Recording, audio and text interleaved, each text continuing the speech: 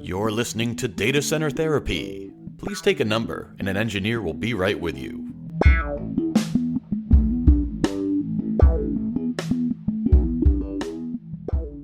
Hello, everyone, and welcome back to Data Center Therapy, a podcast from Vivoxy Consulting that talks all things IT with a healthy dose of empathy. I'm your host, Matt Yeti, and on each episode of Data Center Therapy, we dive into the wide range of technologies that make up this beautiful sandbox called IT that we all play in. We share our hopes and dreams, opinions both positive and critical alike, all with a touch of empathy, because at the end of the day, we all need a seat on that couch.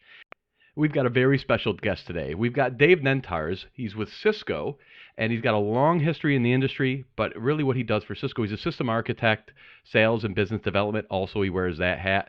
So he's seen an awful lot, and we're going to get into the nitty-gritty on Cisco Intersight today. But first, thank you. Welcome. Thank you for joining us. How are you today? I'm doing good, Matt. Hey, thank you for the time today, and I appreciate being on Data Center Therapy. No, absolutely. And I'm trying not to date you. I'm trying not to age you here. That's okay. Go ahead. And especially with every year going faster for me. But you've been around the industry for quite a while, which I consider a huge virtue nowadays because 24/7 news cycles, everything. Yesterday's news is yesterday's news increasingly. So somebody who's had that longevity and seen where you can take a little bit more of a sober analysis of all the new developments and say, okay, let's see what's really cool, what's the new hotness, and what's just hype, right? So tell me a little bit about your career up to this point. Sure. Thanks, man. So I live in the wonderful, tropical tundra called upstate New York on the beautiful shores of Lake Ontario. And I've been here all my life. Let me see. The first 10 years of my career, I was at Eastman Kodak. The second 10 years, I was at Digital Equipment Corporation. And then in 1999, I joined Cisco, and I've been at Cisco ever since then. So it's three employers. I will say that every time I go into like some type of a business education, digitization type of training class, they always put up that slide that says, don't be like these companies. And it's Blockbuster and Kodak, right? And then when I'm sitting there in the audience, I was like, oh, that hurts so bad, right?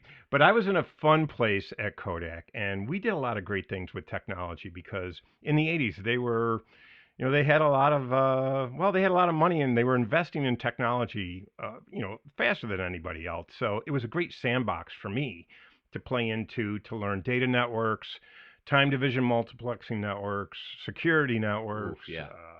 You name it. Well, voice stuff networks. we take for granted now, right? What's that? It's not that doesn't exist anymore. It's just you don't have to worry about it in most cases. It's just much different. And everything's much smaller too. Right.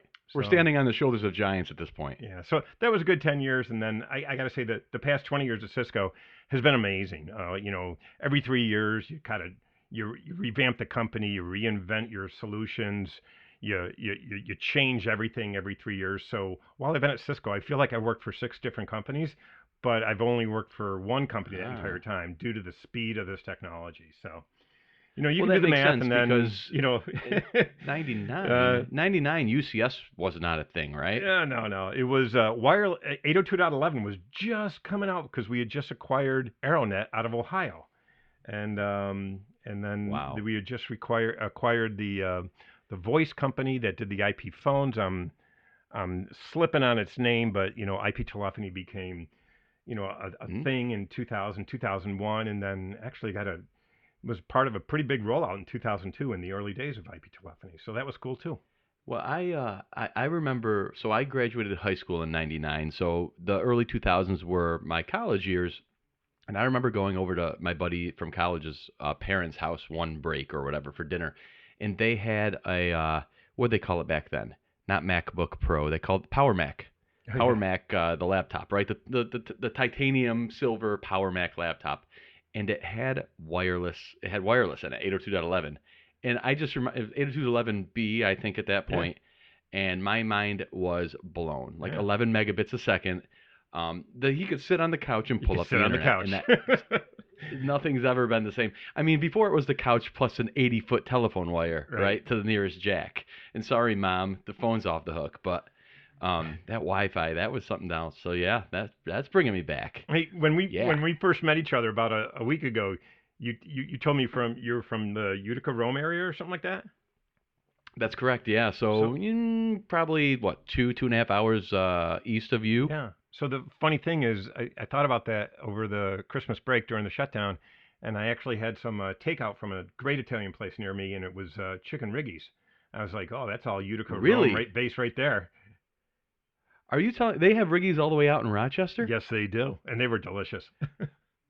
Oh, I mean, yeah, that's the thing is Utica's got wonderful regional food, but most of that food is extremely regional. Like it doesn't go too far from that epicenter of the Utica Rome area. Yep. Well, But we have that too. Riggies, I would say It's would our garbage plate. Popular here, yeah, not too yes, many other places. absolutely. So, I've had friends who went to college out that way, so I've visited out west, western New York quite a bit. But yeah, Riggy's is I would say the number one Utica export in terms of things it's known for. Half Moons also are another, the pastry, and then tomato pie. You may or may not be familiar with either, but that's I another good haven't one had that if you go looking. opportunity yet, though. Tomato pie. Awesome. Well, you're also a Bills fan, so I have to both condemn and congratulate you all in one breath Oh as a wow. Jets fan, long Thank you. suffering. It's getting exciting. It gets more exciting every week. Who knew that we'd be drafting one of the worst quarterbacks out of that class, and you got the future MVP. It looks like this is. Well, we'll I'm sick to see, my stomach, right? but I'm We'll see. trying to be professional here. Playoffs changes everything. So let's hope for the best and prepare for the worst. Well, good luck to you. I will not be rooting for you, but I don't have that guttural hatred like I do for the Patriots. I'm And with I you gotta there. say, watching them fall, Yeah. we can definitely share that. But watching them fall has not been as juicy this year. It has nothing to do with the Jets. Watching them fail without Tom Brady just doesn't have the same panache Yeah, to it. but I wish he was there slinging interceptions every other pass. I know, but But careful. You don't want to lose listeners in the greater Boston area. that's true.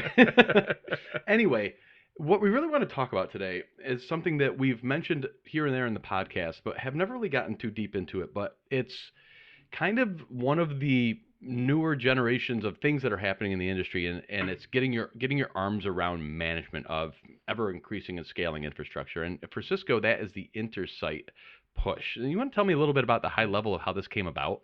Yeah, sure. So, cloud changes everything. And we've seen that over the past 10 years. And we've seen more of it over the past 5 years. When we started looking at, cloud-based capabilities and management with UCS to start, it was really something that we said, all right, if we just wipe the slate clean and started afresh, how would we do infrastructure management, both physical and virtual?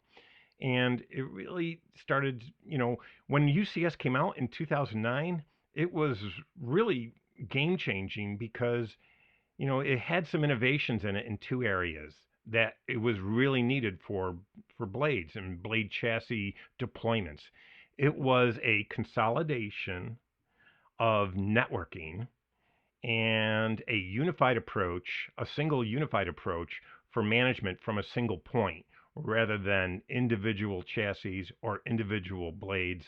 And so everything being managed from one place, as well as consolidated centralized networking, scaled better, it performed better, and was more cost effective because every chassis was actually a lower cost of dollar, since the chassis and the things that went into it were rather, sheet metalish. They didn't have a lot of intelligence on a chassis by chassis basis. So it didn't take long for the industry to, react to that. At first when we announced it, there was a lot of laughter. But, after 2 or 3 years, when customers started kicking the tires and understanding just the concept of a service profile and a service profile template, it really started taking off. And It's a in learning 2000, curve for sure. No papering over that. But once you get past that, yeah, okay. and the stateless function of let's define a server in software and apply it to the hardware rather than, oh, I got a new server come in. What's its MAC address? What's its UUID? Right. Right? All those things. Do we want to change it? No, leave it. Right? With It's a templates and similar thing software. where, like, kind of where it used to be procuring. I need a system. Okay, let me get it spec'd out. Let me get it ordered. Let me get approval. Get it shipped. Get it delivered. Now I'm going to spend all day building it. And okay, now what? Now you're what? 4 6 weeks out. Yeah. And now with a VM, you can bring that down to minutes or seconds. And UCS, it's kind of just get the hardware there, and everything else is already done. Plug it into the chassis, and away you go. Exactly. Saves tons of time. But that scale also presents challenges that need to Right. be reined in. Yep. Yep. So then, and that was a beautiful thing about the centralized management because, 160 blades all managed from a single point. Oh, that's pretty nice. But what happened over time was customers saying, well, hey, UCS manager and a pair of fabric interconnects, that's great. I want to put the same thing in my backup data center or in my data center in Europe. And now I want to manage those 3 deployments with something that can see all 3 of them. So through those requests, our BU created something called UCS Central. And then we did something for rack servers called IMC Supervisor. And that was for managing rack servers at scale. But then, come around 2015, we're like, hey, wait a minute. We got a lot of products now with management, and it was all kind of customer driven, but now we have a lot of products for management. Uh-oh, we've built a monster to manage the monster. And So that Venn diagram, yeah, some of them overlap, some of them don't. sure, right. So that's right around 2014 and 15 is when those concept of Starship was born, and Starship was the code name for Intersight today, and A it was little inside running in baseball tech there. preview for a couple years, but now it's been running in production for I'd say 3 or 4 years now, and so now we're really starting to drop features at a very very quick rate into Intersight, and they're consumable immediately by our customers. Right, and that's the cloud deployment model, which I'm guessing you're probably seeing a significant chunk of all deployments be the SaaS level of things. Yeah, That's it really cloud. is.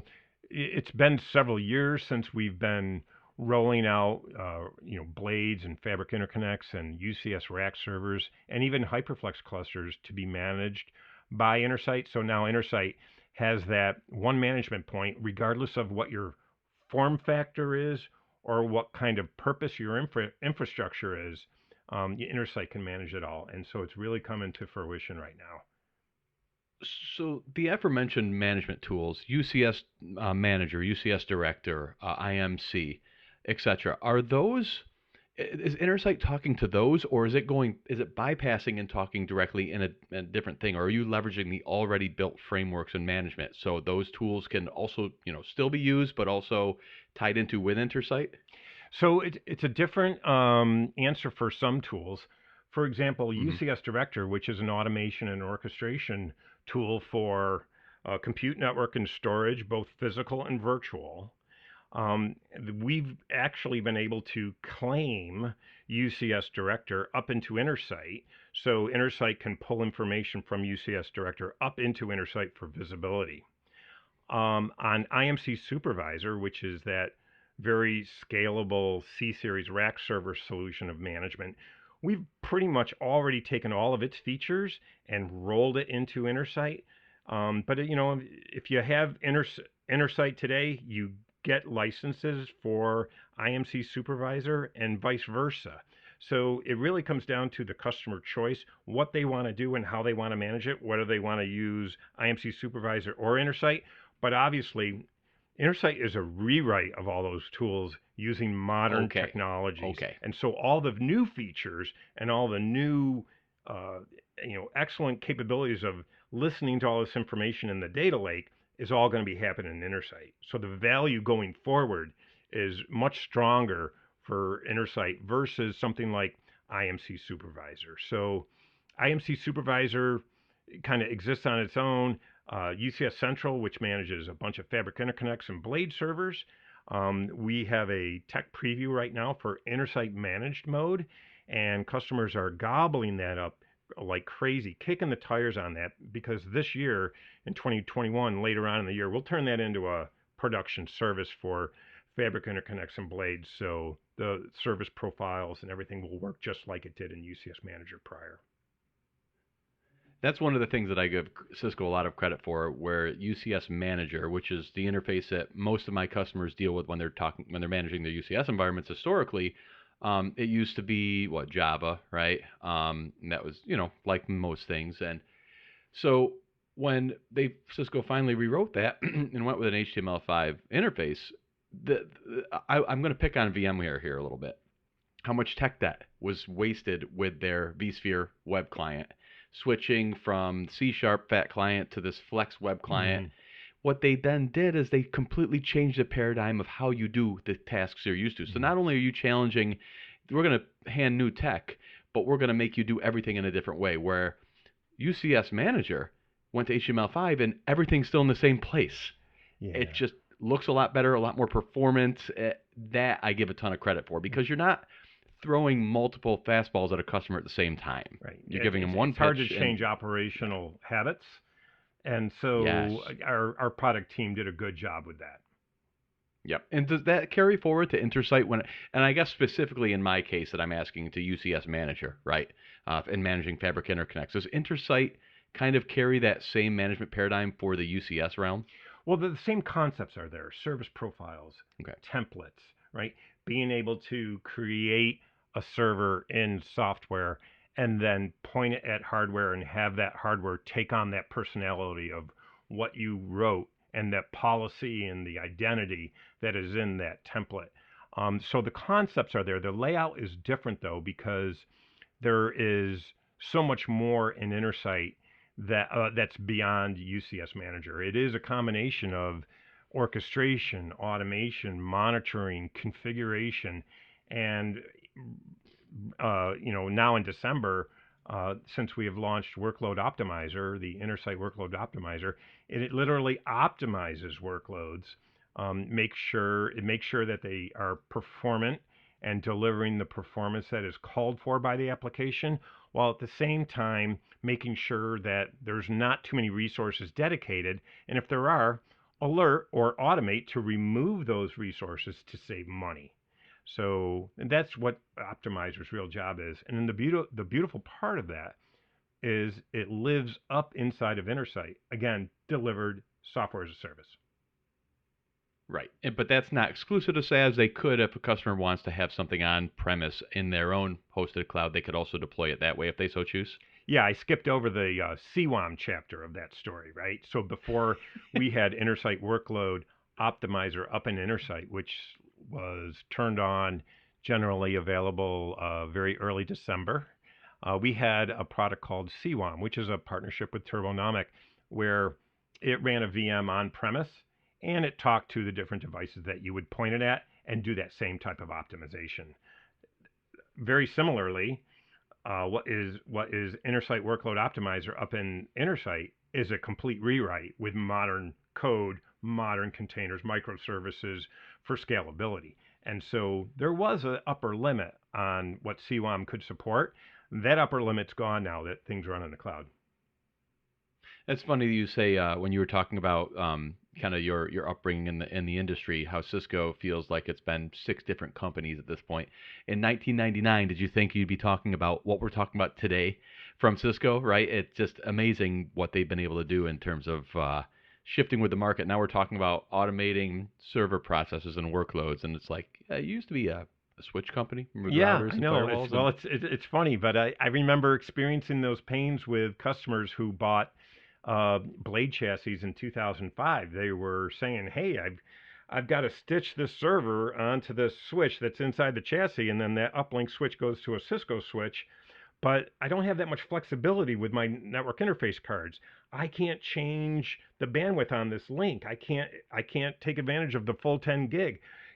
Help me, Cisco, help me, Cisco." So when I saw the plans for UCS, before it was announced to the public, and I saw how that they were fixing the management side and the networking side of things, I said, this is going to be a winner. And so, career-wise, yeah. I drafted towards that side of the table, and I was trying to find places that I could be part of that, because it's kind of fun to run towards a challenge, right? Run after it and then challenge Skating to yourself. where the puck is going to Right, be, not where the exactly. puck is, And kind of thing. so it's been a Is good it ride ever true that since. is it true that the first UCS chassis, the physical chassis, were repurposed 6500 series chassis from your switch fabric? The first UCS chassis?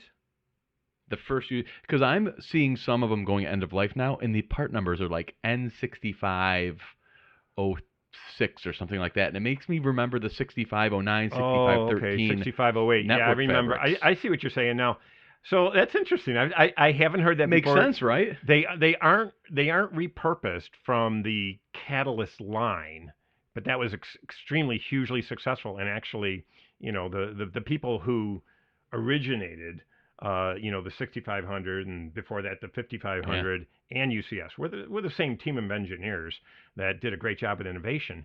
But I don't think it's the same chassis. I'd be curious to ask only because I have a customer saying, "Hey, our I think it's time to refresh the blade chassis itself," and I'm like, they don't really, there's not a lot there. That's not where the brains are. So Right. fabric interconnects, blades, and all this. So I started looking, and there is an EOL SKU, but it's what the current one are the 5108s they call the blade chassis, right?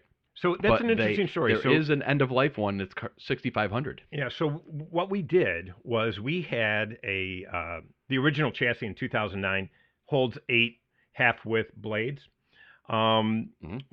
Customer feedback said, "Hey, take those fabric interconnects that are up on top, those two 1RU units that house UCS Manager and provide the downlinks and the uplinks to the network, and if you can miniaturize those and stick those right inside the chassis, I only need 4 blades at this site. I don't want to put those fabric interconnects at this remote site." So we came out with a product called UCS Mini, and we got a bunch of them out there. In order to do that, we had to recreate the L1 and L2 connections between the two fabric interconnects, and those are basically heartbeat and configuration state.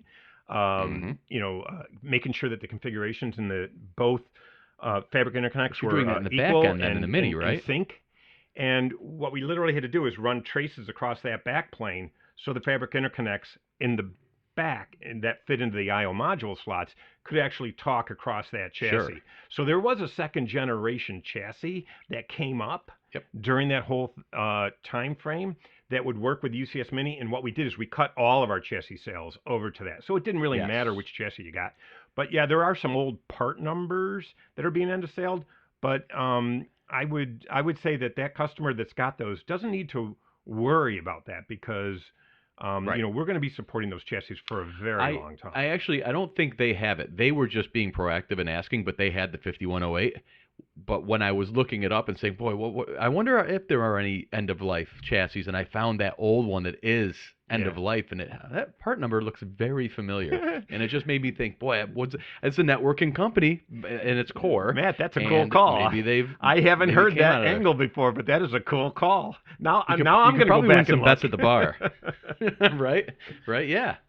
Well, okay, so in terms of seeing back to Intersight a little bit, obviously, it talks to, Cisco gear, but there's also, you can go outside of that realm. And if, you want it to just be Cisco, you build a very nice silo at that point. But, people don't want to be single vendor. They want to be a little more agnostic, but maybe the top of that tree is a single pane as much as possible. So you can talk to other components as well outside of Cisco gear, right? Yeah, so we're moving there, and that's part of this innovation cycle that's taking place with Intersight. And so this idea of a device connector, we started putting this little device connector into every fabric interconnect, into every rack server, into our HyperFlex manager, the HX Connect, and even into UCS Director. And the connector's got this really cool job in life. It basically, you unbox your server, and you rack it, and you turn it on, and then that connector sees if it can reach out up into Intersight and say hello. And that's all it does. It just says hello.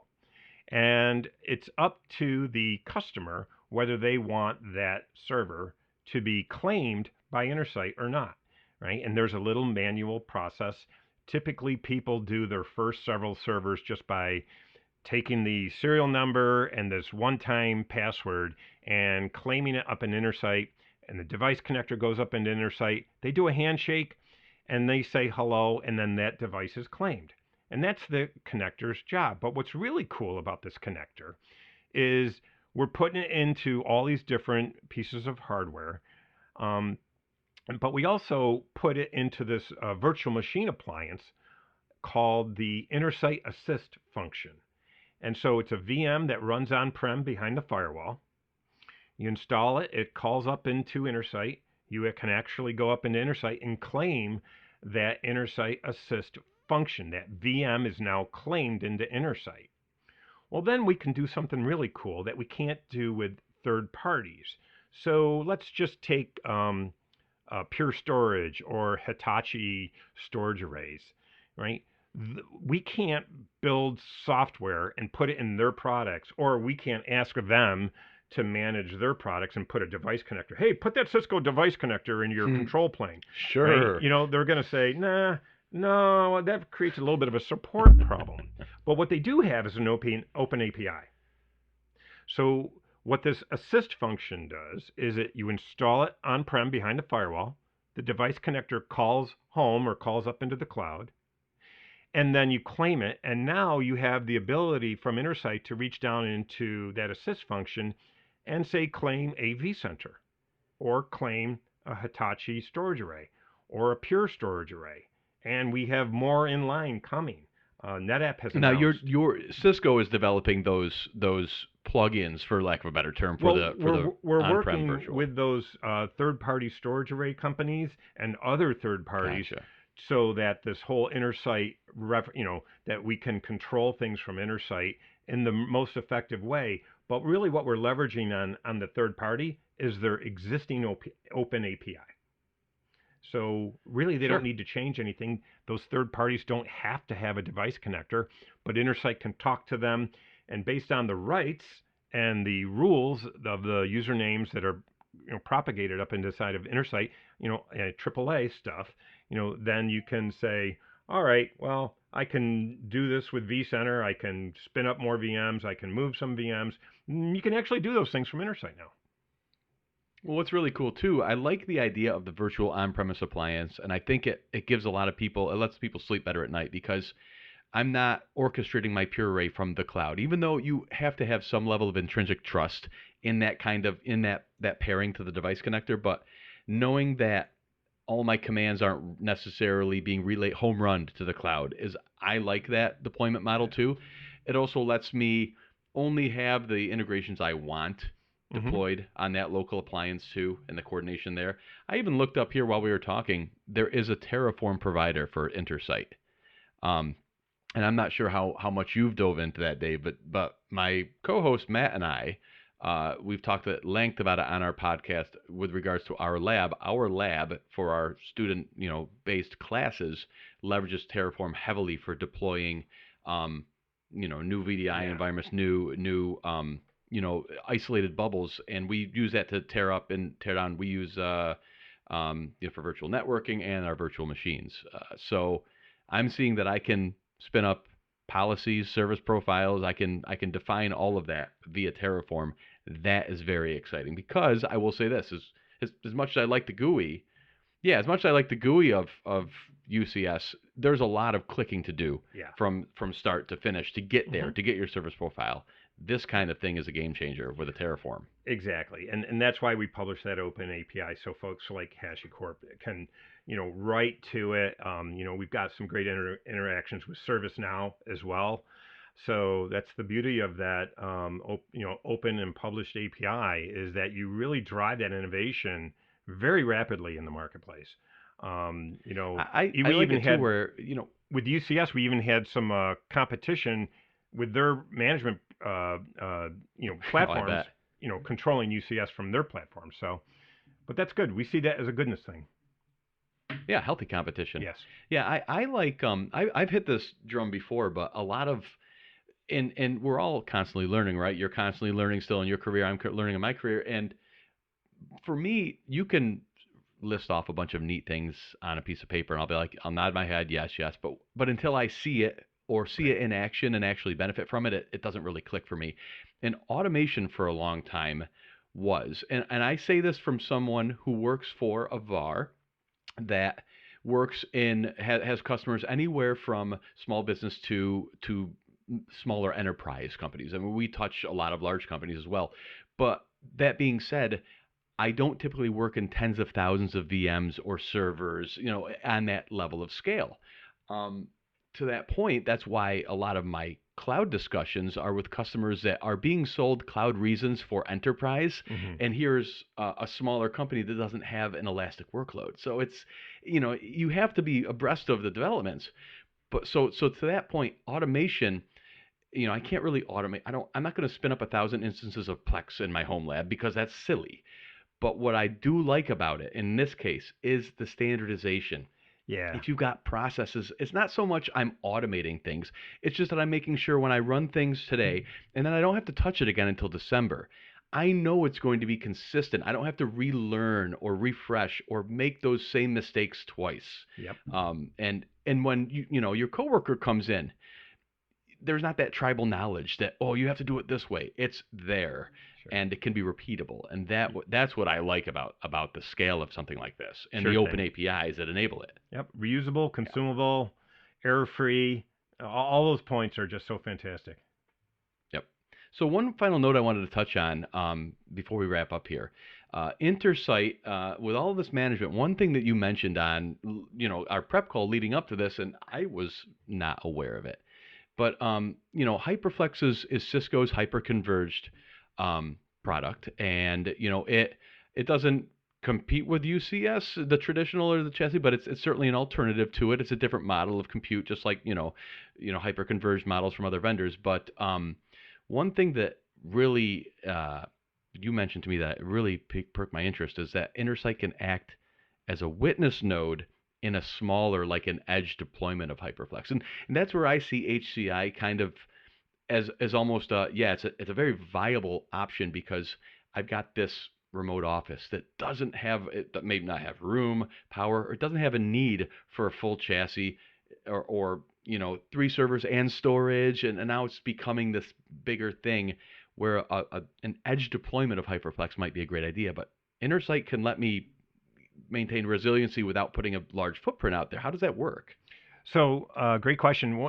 So, one of the things that we hopped on really early in the cycle of uh, Intersight managed HyperFlex clusters was the ability to install a HyperFlex cluster from the cloud, from Intersight.